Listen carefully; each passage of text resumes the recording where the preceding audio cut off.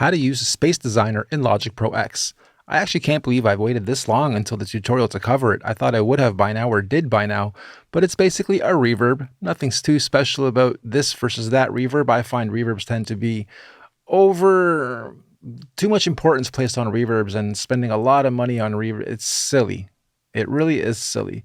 We go down to our effects and we go to reverb and we go to Space Designer. This gives you the most options out of all of them. And it starts you off with a basic, nice default sound, which is typically way overdone and you'll want to turn your wetness down. Then you can choose whether you want it to affect the low end, the high end of the spectrum, or both. So I'm just going to play this and solo it out and then turn this on and off to show you what's going on here.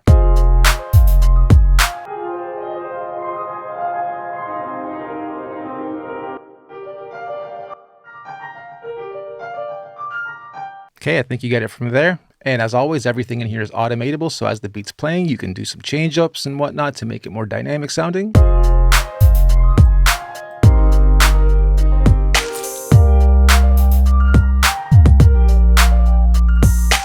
Etc., etc. And that's how you use Space Designer in Logic Pro X.